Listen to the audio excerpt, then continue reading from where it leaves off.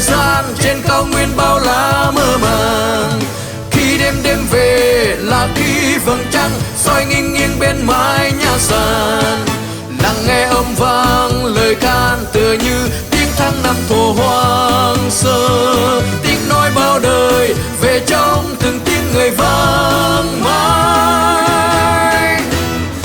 Nắng đã đến rồi vàng thơm đồi nước, chim bay ngang ngang qua lưng đồi. Khi lúa chín vàng là khi lời can ngân vang lên bên bếp lửa hồng. Lời can ru tôi về nơi ngàn xưa, những ước mơ lớn dần từ nơi đây.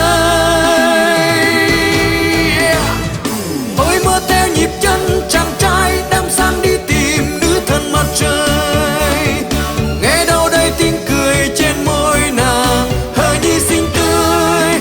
Tiếng trống rộn nhịp vui làng buôn chào đón những chàng trai của núi rừng. Những lời can vọng ra từ những ngày xưa đó.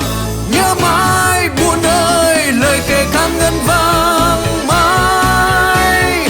Ấm áp trong đêm những lời can bao năm là tiếng ngàn xưa đồng lại. Đi da đi da đi da đi da đi da da.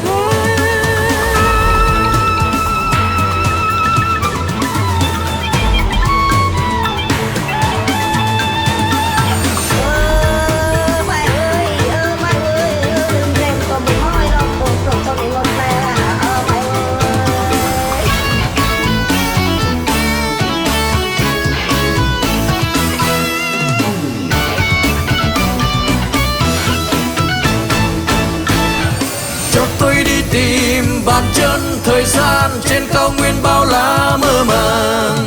Khi đêm đêm về là khi vầng trăng soi nghiêng nghiêng bên mái nhà sàn. Lắng nghe âm vang lời can tựa như tiếng tháng năm thổ hoang sơ, tiếng nói bao đời về trong từng tiếng người vang mãi. Nắng đã đến rồi vàng thơm đồi nước, chim bay ngang ngang qua lưng đồi. Khi lúa chín vàng là khi lời can ngân vang lên bên bếp lửa hồng. Lời can ru tôi về nơi ngàn xưa, những ước mơ lớn dần từ nơi đây. Tôi mơ theo nhịp chân chàng trai đam san đi tìm nữ thần mặt trời.